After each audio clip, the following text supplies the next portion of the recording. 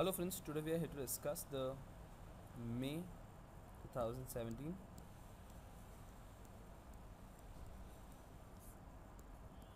CA final law paper, a beautifully drafted paper जिसके अंदर सारे क्वेश्चंस कंसेप्चुअल थे. We'll discuss it. We'll start with the first question. First part. PMK limited is a company जिसकी paid up capital आपको दे रखी है 65 करोड़. ये आपको बाद में यूज़ में आएगी. वहाँ पर Z को chartered accountant has been appointed as CFO.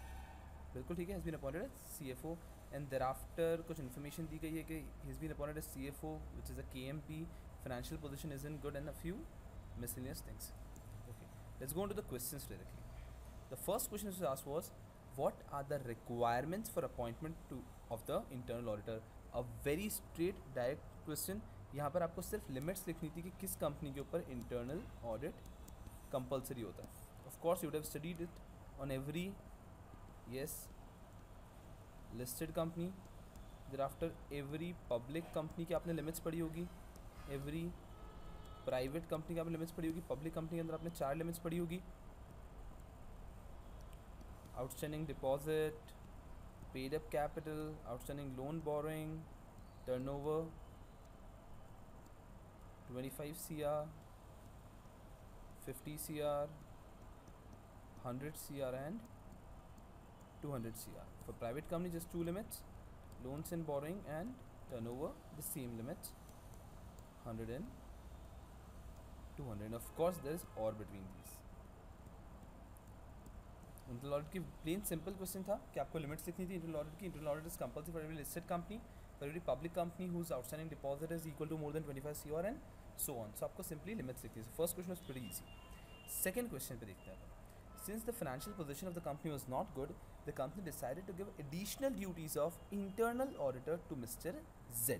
इनका कहना है, उन्होंने क्या किया है कि मिस्टर Z को इंटरनल ऑडिटर की ड्यूटीज़ भी दे दी है. So the question is, can internal auditor of the company be a employ?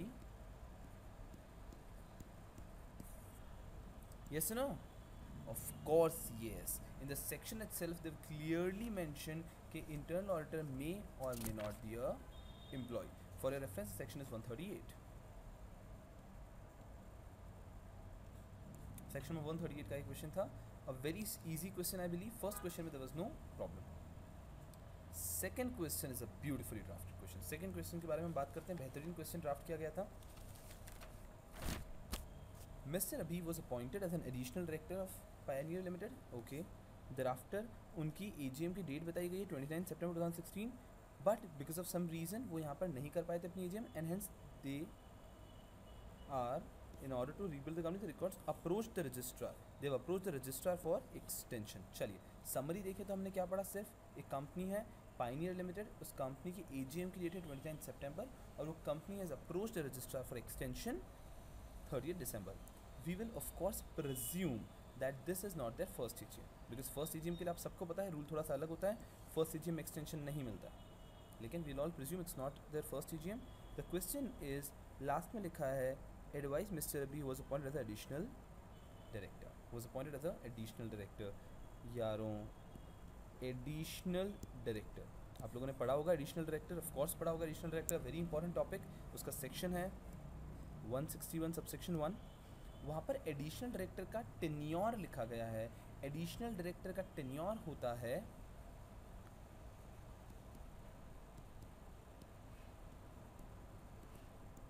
up to the date of AGM or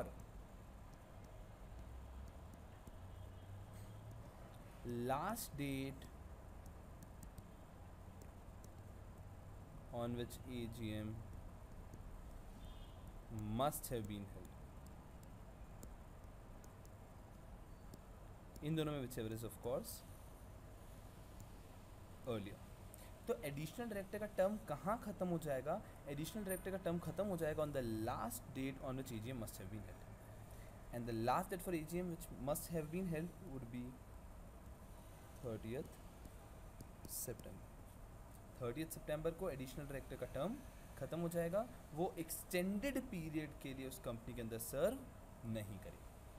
तो ऑफ कोर्स हमारा आंसर क्या रहेगा, येस जी हाँ, एक्सटेंशन के लिए आप अप्रोच कर सकते हैं। रजिस्ट्रार आपको 3 मंथ्स का एक्सटेंशन दे सकता है। 30 सितंबर से अगर हम 3 मंथ्स काउंट करते हैं तो ऑफ कोर्स दिसंबर तक वो अलाउड है, एक्सटेंशन के लिए अप्लाई कर सकते हैं। But additional director will have to discontinue. Additional director जैसे ही लास्ट डेट होगी तब से additional director will have to discontinue. Additional director will discontinue from 30th September and company can take extension for AGM till 30th December. There's no problem in that.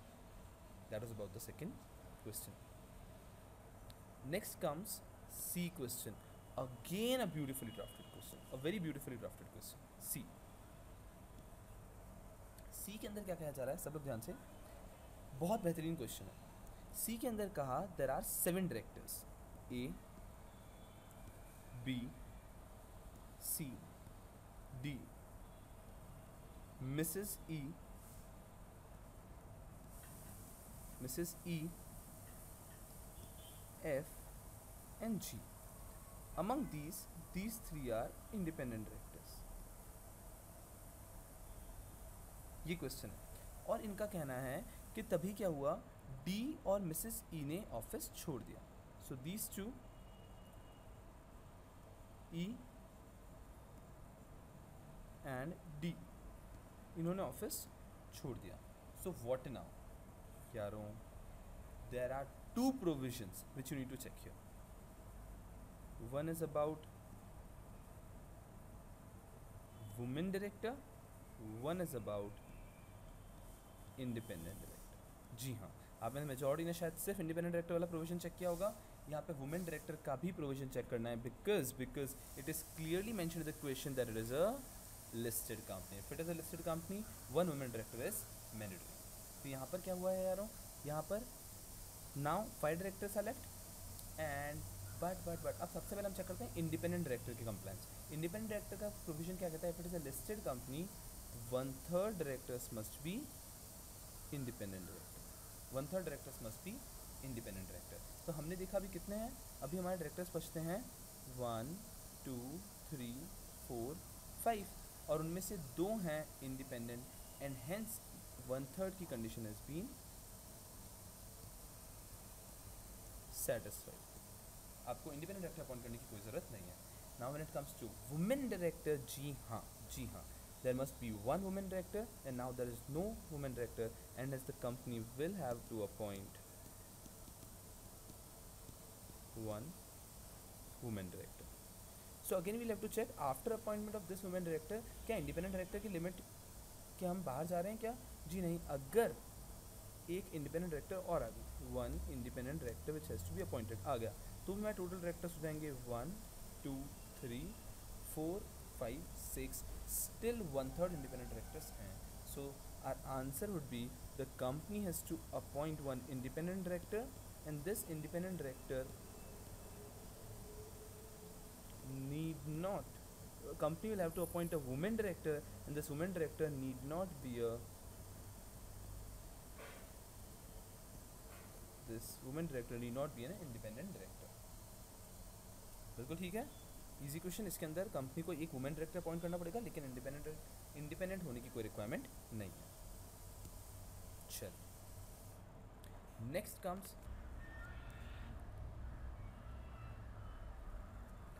This question says there is a car manufacturer is asking for advance and this advance amount is a very substantial part. Very substantial means अगर हम उस car के ऊपर के taxes और other cost हटा दें तो जो basic cost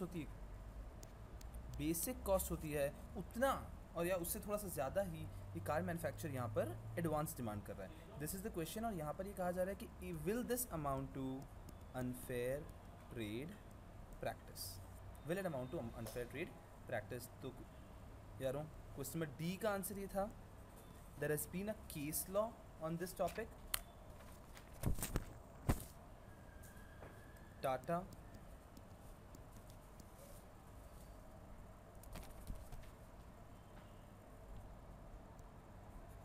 engineering and locomotive company limited versus the director research and Deepak Khanna and others. This case law, in this case law it is clearly held that अगर कोई भी company से टाटा, कोई भी automobile company even substantial part भी पहले ले रही है, that does not amount to unfair trade practices. This question का आंसर था that the act of the company does not in any way contravenes any section of competition law. चलिए next question.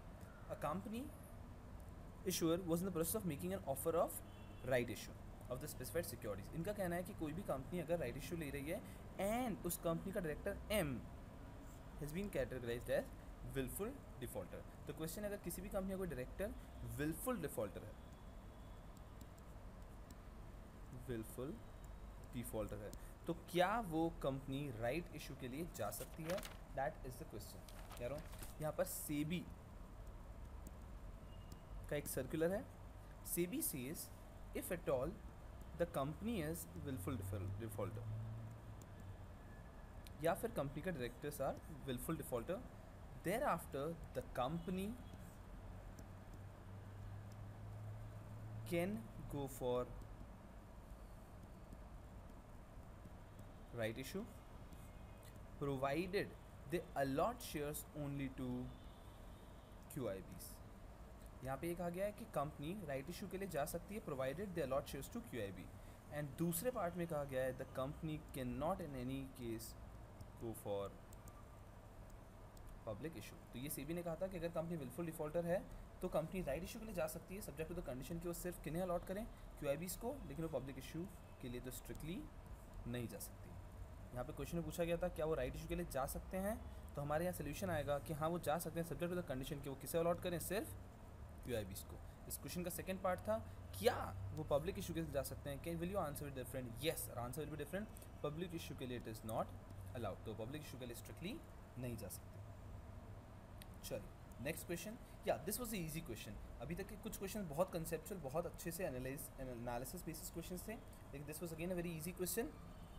यहाँ पर क्या हुआ यारों, a company is declare dividend, okay, thereafter 30 सितंबर उन्होंने डिक्लेयर किया है, उन्होंने वारंट्स भी इशू कर दिए. Due to dispute regarding title उन्होंने कुछ शेयर्स पे डिविडेंड पे नहीं किया है. यारों it is very well allowed. Dividend के सेक्शन में क्लियरली लिखा गया है कि अगर कहीं भी डिविडेंड के ओनरशिप टाइटल को लेकर अगर डिस्प्यूट है तो उन केसेस में आप डिविडेंड को विथहोल्ड कर सकते हैं. चलिए उसके बाद आता है कि 30 अक्टूबर मतलब क्या, 30 सितंबर से 1 मंथ, बिकॉज 1 मंथ का time period has been given कि 1 मंथ में आपको सारा डिविडेंड पे कर देना होता है. द क्वेश्चन आस्क्स यू कि व्हाट इफ 1 मंथ हो चुका है और आपने अभी तक डिविडेंड पे नहीं किया है. सब लोग यहाँ पे देखिए एकदम ध्यान से, इसके अंदर एप्लीकेबल था सेक्शन 124.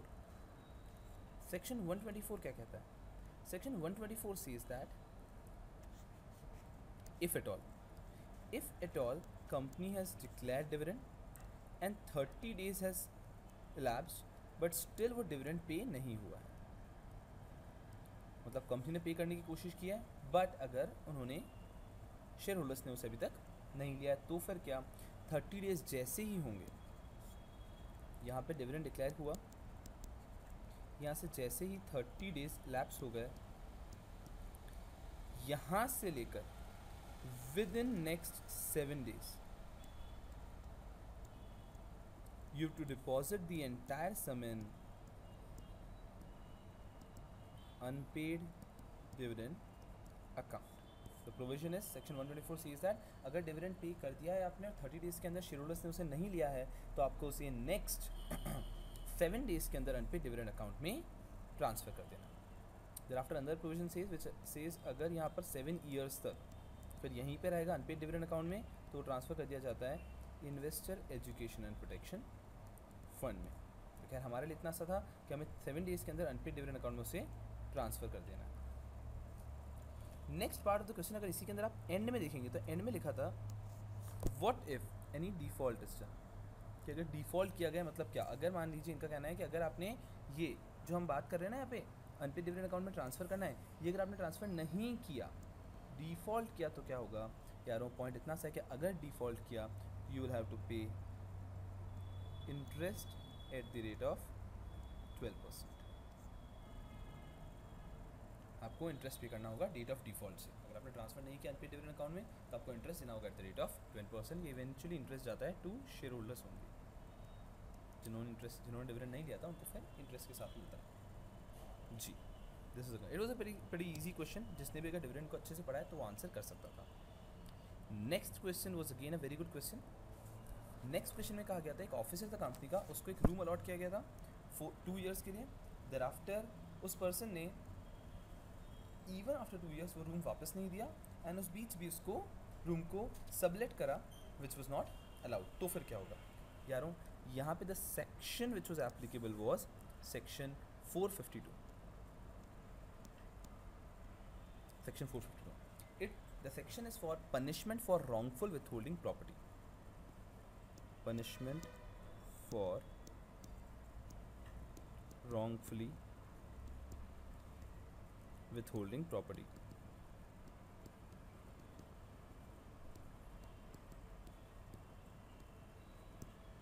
यहाँ पे इतना सा कहा गया कि कोर्ट क्या कर सकता है यारों, कोर्ट सबसे पहले तो उसे ऑर्डर कर सकता है कि जो भी आपको बेनिफिट्स मिले हैं वो वापस डिलीवर करिए कंपनी को।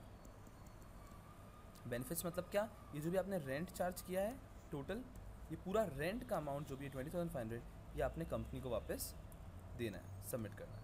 1 सेकेंड, कोर्ट ऑर्डर पास कर सकता है कि आप सबसे पहले प्रॉपर्टी भी डिलीवर बैक करिए, deliver back the property. Property का भी आपको पोजीशन वापस देना होगा और उसके साथ में if the court feels court can even order imprisonment up to 2 years. ये इस क्वेश्चन का आंसर था। चलिए next is part C. Part C था फेमा का क्वेश्चन। पार्ट सी फेमा का था। उसका फर्स्ट सबसे पहले पार्ट देखते क्या है।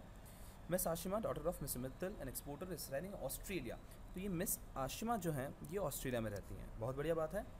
ये मोहतरमा रहती हैं ऑस्ट्रेलिया में, लेकिन इनके पिताजी मिस्टर मित्तल रहते हैं इंडिया में, वो एक एक्सपोर्टर का बिजनेस करते हैं। तो यहाँ पे लिखा है कि ये जो मोहतरमा हैं ये एक फ्लैट खरीदना चाहती हैं जिसके अंदर ये जॉइंट होल्डर बनाना चाहते हैं मिस्टर मित्तल को। First, since she is unmarried वो मिस्टर मित्तल को, अपने पिताजी को जॉइंट होल्डर बनाना चाहते हैं। पहला क्वेश्चन है what are the provision of FEMA governing such type of transaction. इसमें यहाँ पे कौन सा प्रोविजन एप्लीकेबल है, यहाँ पे प्रोविजन जो एप्लीकेबल है that is foreign exchange management bracket acquisition and transfer of immovable property outside India।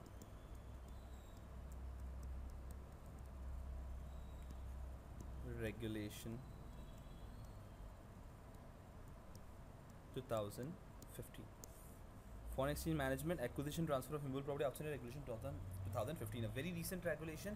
Institute ने एक नोटिफिकेशन दिया था, उस नोटिफिकेशन के अंदर क्लियरली ये मेंशन किया गया था, जो भी आपके अमेंडमेंट्स एप्लीकेबल थे उसके अंदर क्लियरली मेंशन किया था कि ये है। तो what are the provisions applicable, तो ये रेगुलेशन एप्लीकेबल था। Second, can mister Mittal join her daughter in acquiring such a flat. Yes, as per this regulation, जी हाँ मिस्टर मित्तल कर सकते हैं उन्हें join, but the only condition is that mister Mittal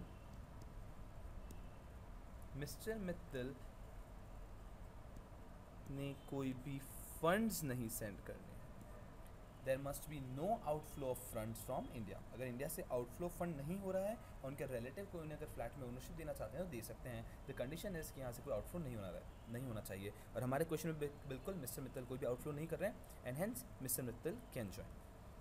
third question was all together different. Third question है mister Mittal wants to receive advance payment against his export from buyer outside India. अलग ही question है कि वो एक्सपोर्टर हैं तो वो advance payment लेना चाहते हैं, तो क्या वो ले सकते हैं क्या। जी हाँ, उसके लिए the provision is there are few conditions. जी हाँ, ले सकते हैं, बट कंडीशंस क्या है। 1, क्या आप एडवांस तो ले लीजिए, मगर एडवांस लेने के 1 साल में आपने शिपमेंट करना कंपलसरी है। देयर आफ्टर अगर आप कोई इंटरेस्ट चार्ज कर रहे हैं अगर आप इंटरेस्ट चार्ज नहीं कर रहे तो कोई प्रॉब्लम नहीं है, लेकिन अगर आप इंटरेस्ट चार्ज कर रहे हैं तो वो मिनिमम होना चाहिए लाइबोर प्लस 100 बेसिक पॉइंट्स। मतलब अगर लाइबोर रेट है 10% तो आपको प्लस 1% 11% तो मिनिमम इंटरेस्ट चार्ज करना ही है, अगर आप चार्ज कर रहे हैं तो। अगर आप चार्ज कर रहे हैं तो minimum actually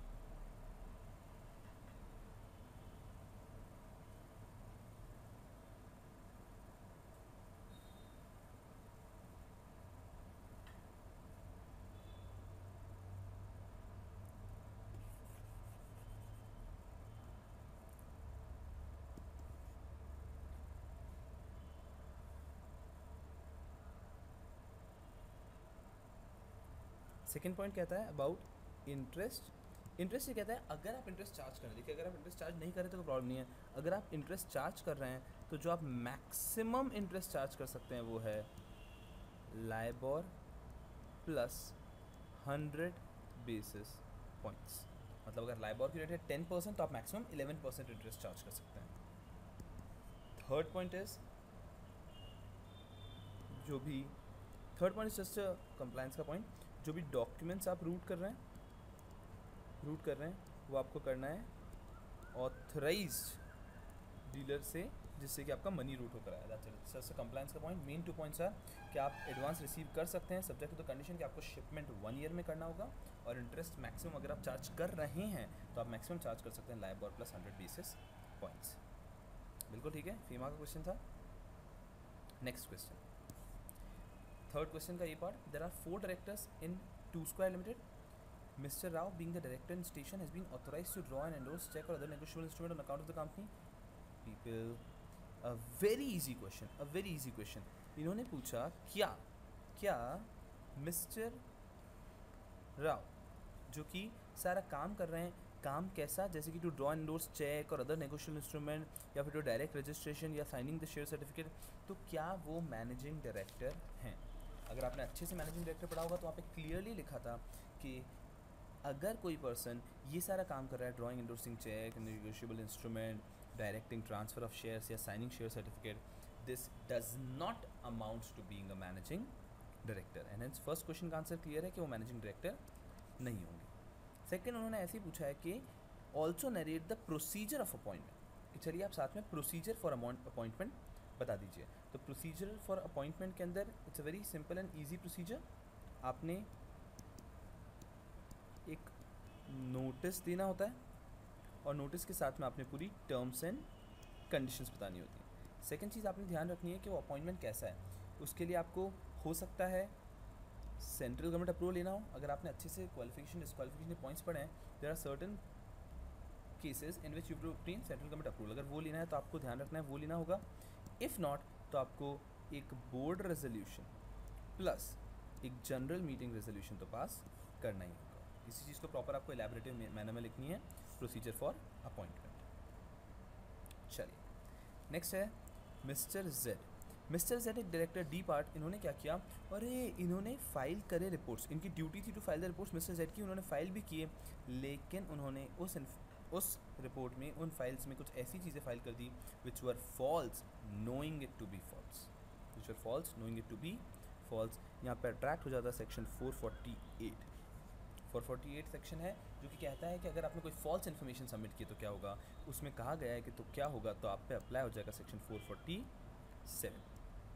447 is section of fraud. तो अगर ये आपने किया तो आपके साथ क्या होगा, तो आपके साथ आपको इम्प्रिजनमेंट हो सकती है 6 months to 10 years की, आप पे फाइन हो सकता है मिनिमम अमाउंट इन्वॉल्व से लेकर maximum 3 times of amount involve. और यहाँ पे एक खास चीज़ है, अगर पब्लिक इंटरेस्ट इन्वॉल्व है तो ये मिनिमम 6 months की पनिशमेंट हो जाएगी मिनिमम 3 years की। It was again a very easy question. यहाँ पे है 448 along with 447।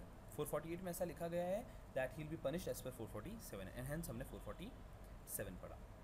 Next comes point number 3 C. Next question C. ABC Limited ABC Bank of India, a nationalized bank, acquired on 1st January a building fully occupied by various tenants. उन्होंने एक building को occupy कर लिया. देखिए यहाँ पर कैसा है, यहाँ पर हमें देखना है कि क्या एक बैंक किसी बिल्डिंग को ऑक्यूपाई करके अपने पास रख सकती है. यहाँ पे क्या लिखा है, the bank wants to keep the building permanently. Bank permanently building को अपने पास ही रखना चाहती है. तो क्या बैंक ऐसा कर सकती है? यारों, it is of course not allowed. Law क्या कहता है?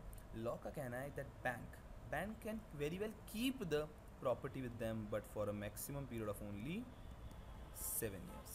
कि बैंक प्रॉपर्टी को रख सकता है, लेकिन बैंक प्रॉपर्टी को रख सकता है only for period of 7 years. उसके बाद एक और प्रोविजन जो इतना सा कहता है कि इफ़ रिक्वायर्ड तो बैंक इसके बाद एक्सटेंशन ले सकता है ऑफ 5 years फ्रॉम RBI, लेकिन इससे ज़्यादा नहीं रख सकता. जो क्वेश्चन है क्या बैंक परमानेंटली रख सकता है, तो बैंक परमानेंटली नहीं रख सकता. देखिए यारों, यहाँ पे हमने अभी पेपर का 50% पार्ट सॉल्व कर लिया. 50% का सोल्यूशन मैंने आपको अभी इस वीडियो के थ्रू दिया है. आई होप ये आपके लिए बहुत हेल्पफुल रहा है. इसके बाद जो बचा हुआ रेस्ट 50% है वो भी मैं आपको बहुत ही सून दूंगा. उसके लिए यारों please subscribe to the channel so that आपको जो भी नेक्स्ट रहेगा वीडियो आपको आराम से मिल जाएगा. मैं वेरी सून आपके लिए नेक्स्ट 50 मार्क्स का भी सोल्यूशन लेकर आऊँगा. ओके, एंड उसके अलावा भी बहुत सारी आपको अपडेट्स वगैरह यहाँ से मिलती रहेंगी. So please follow it. Thank you so much. I hope it will